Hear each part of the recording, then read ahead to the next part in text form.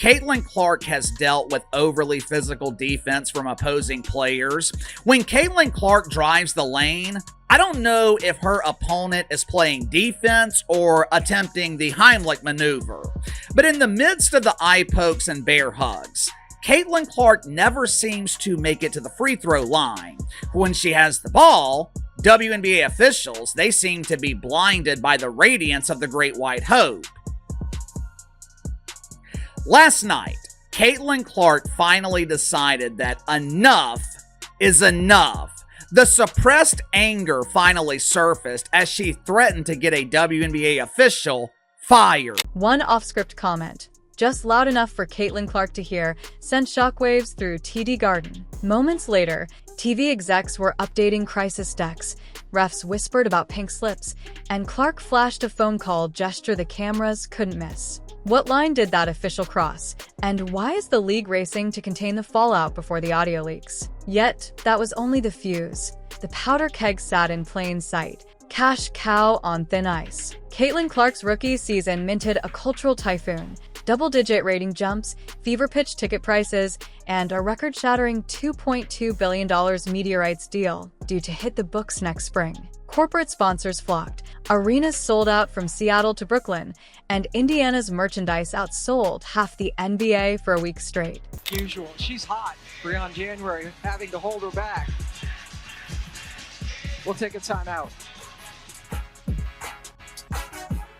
I mean, yo, she went from 0 to 100 real quick. She was upset, dog. I don't know what that ref said. I don't know what happened. But yeah, she was basically just saying that has nothing to do with it. So I don't know what they were discussing, but yeah, she was basically pissed about the entire situation, man, and was trying to go after the ref and talk to him, but just clearly walked away. Now, like I stated. Yet inside league offices, a contradictory memo circled. Clark might be too hot to protect. Behind the glittering revenue sheet, owners whispered about suspension thresholds and the public relations nightmare of disciplining the very athlete driving their windfall. The tension grew louder when the players' union pointed to that same $2.2 billion jackpot and asked, "Where's our slice?" Negotiations stalled, and insiders leaked that any additional Clark controversy could derail talks already teetering toward a work stoppage. The star's popularity was no longer just a blessing, it was fragile leverage. And leverage, when yanked the wrong way, can snap. Highlights can hide bruises. By mid-June, slow-motion replays showed Clark taking forearms to the ribs, eye pokes that left her squinting, and a groin shot blatant enough to trend on TikTok. Yet whistles stayed mostly silent. Coaches from Las Vegas to Connecticut piled up fines describing the refs in words that needed plenty of asterisks. No, like, this young lady has transcended this damn league to heights they never thought they was going to get to. And for the way they're treating her is despicable. It's despicable and it's disgusting at times, bro. This is bad, man. This is bad, dog. And I feel like somebody need to have that voice for Caitlin. Somebody need to have that voice to call this shit out. The numbers back the outrage. Independent trackers logged 141 injuries league-wide before the All-Star break, unprecedented for a 44-game schedule. Guards, the engines of creativity, accounted for 2/3 of the damage. When frustration finally boiled over, it wasn't Clark alone. Aces veteran Kelsey Plum unleashed a post-game tirade about getting scratched every possession, daring the league to fine her again. Fans saw a pattern. Protect the whistle, not the talent. And Clark, whose very marketability depended on staying upright, was absorbing the harshest treatment of all. But if bruises didn't wake the league, what happened in Boston surely would. The Boston Flashpoint. Third quarter, TD Garden. Ball out of bounds review. Clark asks a routine question. Referee Michael Price leans close, replies. Instantly, Caitlin Clark visibly upset with the referee, screaming on the referee, but gets no technical foul. Do you know what that told me? That told me whatever that referee said was a big no-no. Whatever that referee said, as soon as it left his mouth, he said, damn, I definitely should not have said that. Clark's face flips from annoyance to white-hot fury. She lunges, shouting, "Grow up," while making a phone gesture that every fan in row 20 could decode. Assistant coach Brienne January locks an arm around her waist. Still, no technical is called, a silent admission that something off-limits was spoken. Cameras catch Price avoiding eye contact as he walks away. Clark keeps barking, "That's just rude," and the audio mics pick up half a dozen censored syllables. The broadcast truck replays the sequence 5 times. Social media clips it 5 million. Within the hour, #FirePrice trends worldwide. Yet the official box score lists 0 technicals for Clark. A first-year All-Star, 1 shout from suspension, somehow skates. Why? Because even the officiating crew appeared to know they'd crossed a line. Yeah, just going through it slowly, it looked cordial. Like they are just talking, right? Just simple. And yeah, she's calm. Look at her face. She's very much so calm. Calm. Had a little shock look there. I don't know what he's saying. He pointed some fingers. That finger point. It gets real. That fingers start pointing. Right. All right. And yeah. Talking. Then she's like, ugh. Like what? Trying to make an understanding of what he just said. And I think she was about to say that has nothing to do with it, but he said something else, then he walked off. Too explicit to document. What line exactly? Theories multiplied overnight. What did Price say? Locker room whispers offered 4 possibilities. A personal dig at Clark's family, a thinly veiled slur, a taunt about her injury history, or, most chilling, a threat that she wouldn't get another whistle tonight. None confirmed, all explosive. Teammates insisted her fury was totally justified, hinting they'd heard at least part of Price's remark. Fever veteran Erica Wheeler posted, then deleted, a cryptic tweet. "Respect is a two-way street. Blow the call. Don't blow your character." The league's response? An immediate conduct review of Clark, not Price. No statement on the alleged comment. No assurance of mic tape release. Odds makers noticed. Pre-All-Star MVP futures dipped overnight. Not because bettors doubted Clark's play, but because one more tech would trigger an automatic suspension. Nah, I crossed the line. Because you don't get screamed on by a player like that. You don't get shown up on the court by a player like that and not call a technical foul unless you were in the wrong. The refereeing yesterday, we see Tina Charles hit AB with a stiff forearm. Literally turns around and hits her with a stiff forearm. We see Sophie Cunningham get elbowed in her neck. Why is it a problem that Caitlin Clark is calling out this referee? God forbid she finally stands up for herself. I mean, these WNBA refs are garbage, and they've been letting her get absolutely mugged on a nightly basis. Matter of fact, one of the players last night on the Connecticut Sun or whatever they're called literally targeted her groin. Comes a point in time where it's like, you just can't keep getting bullied. Like, you got to stand up for yourself. WNBA refuses to do anything to protect her. And for all the morons, the low IQ people out there saying like, oh, if Angel Reese did this, it'd be an even bigger issue. Yeah, because Angel Reese isn't the one getting bullied and targeted on a nightly basis. Let's use our heads for 1 second instead of being total morons. Then she just explodes here, fam. Just gets angry, start going out and saying that has nothing to do with. The star herself fired the final salvo, telling reporters she stood by every word. If that's disrespectful, maybe respect needs new rules. The league had a choice: punish the messenger or fix the message. Instead, fate handed them a plot twist, the injury twist. 40 seconds left in the same game, Clark plants her right foot, feels a now familiar tug in the groin, and winces off the court. MRI next morning, mild strain, 7 to 10 day timetable.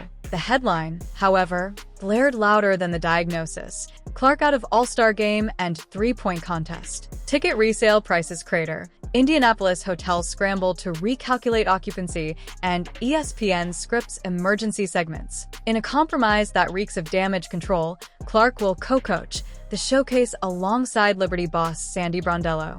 Fans wonder how a non-playing captain helps the product. Cynics point out it keeps ratings intact without exposing Clark to another referee incident on the league's biggest weekend. Behind-the-scenes sponsorship clauses trigger. One energy drink partner allegedly withholds a six-figure bonus reserved for on-court all-star appearances. Clark absorbs that quietly for now. Meanwhile, eyes shift back to the officiating crew and a rumor the league can't keep buried. Like, oh my goodness. Look at her, man. I don't know what he said, right? But it pissed her off completely. Man. And yeah, she goes to the sideline and she's pissed. Now, her father tried to warn the league. All right, preseason interview, Brazil game, Iowa. He brought up the officiating, and the commissioner ignored it. Continues to ignore it. The officiating's terrible. These players just beat the crap out of... Honestly, it's not just Caitlin Clark. I watched them beat the crap out of other players too. I don't want to hear a physical league. I watched a physical NBA in the 80s and the 90s, the early 2000s. This is different, folks. It is. Ref revenge or PR rescue. ESPN leaks that WNBA supervisors have placed multiple referees, including Michael Price, under heightened review. Terms like probation and demotion float through the article, though no official punishments are named. Critics call it optics, a secret wrist slap to quell outrage while the public spotlight dims during Clark's injury hiatus. Players aren't convinced. Aces coach Becky Hammond tells reporters, "Tell me how much my fine is," before comparing current WNBA contact to 1990s NBA wrestling. League office stresses accountability grading, a point system for refs deciding postseason assignments. Yet the same memo warned staffers not to publicly disclose discipline to avoid undermining officiating authority. Translation: fans may never know if Price pays any real price. And looming over every closed-door meeting is the knowledge that suspending Clark, even one game, would slash all-star ratings and risk the CBA talks already on life support. You can only suppress the frustration for so long. You can maintain your composure for a while, but eventually, the suppressed anger is going to surface. For the most part, Caitlin Clark has been able to maintain her composure while dealing with an unbelievable amount of bullshit. Constant criticism from the mainstream media, criticism from pretend analysts like Monica McDougal, who wasn't qualified to play in the WNBA. Girl, who is this white girl? She's trying to take over our league. Why are all these white people watching pretend basketball? This league belongs to us. There's no room for the others. For 2 years, Caitlin Clark has dealt with overly physical defense from opposing players.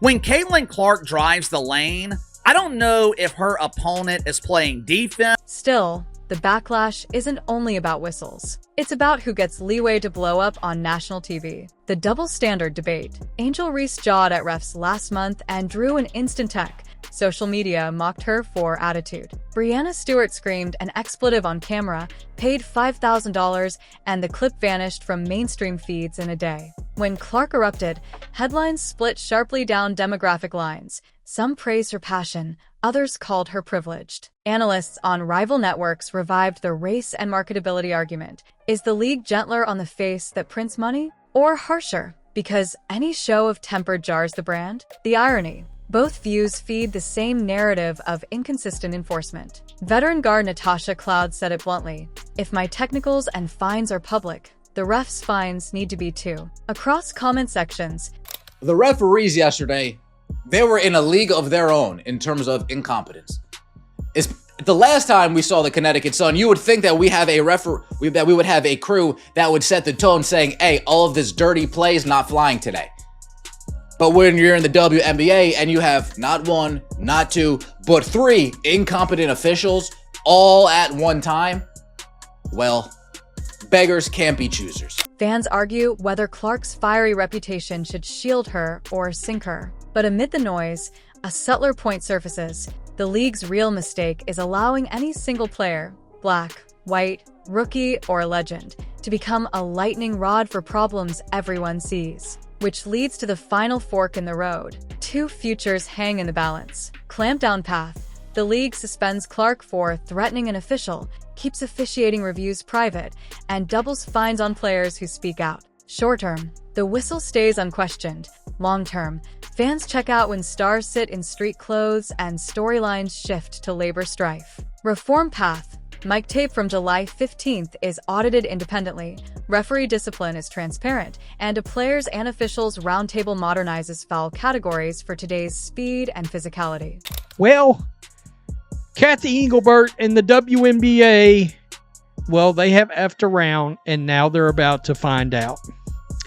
The WNBA All-Star Game is, of course, in Indianapolis, the home of the Indiana Fever, the home of Caitlin Clark. And now it looks like Caitlin Clark, most likely, I can't imagine that Caitlin Clark will be participating in the three-point contest or the All-Star Game. The most telling aspect of this entire situation is that Clark managed to avoid Transparency buys goodwill, and a healed Clark returns as both showstopper and proof the system can evolve. Inside TV studios, executives run panic simulations. A single Clark suspension could shave 600,000 viewers off marquee broadcasts. Inside locker rooms, players text group threads about forming an officiating subcommittee before next season. The clock ticks. The All-Star break lasts 3 days. Which path wins? Help me understand this league, bro. Somebody said in all my years, in all my damn years, man. This, my friends. How is this cool, bro? Like, damn. Look at this. She right there. This, oh my God. Shout out to Andy, bro. This is the storyline, bro. This is what we're seeing. The answer may decide not only Clark's legacy, but whether the WNBA's historic boom becomes a true era or a footnote. The whisper that sparked this fire is still sealed on a league server. Maybe one day we'll hear the tape. Maybe we'll only see its ripple effects in new rules, new fines, or empty seats. Until then, every dribble Caitlin Clark takes is a referendum on whether the WNBA values its stars more than the striped wall that governs them. Your move, league office. So, fans, which future would you bet on? Drop your take below, and don't forget to hit that button. The next twist might be hours away.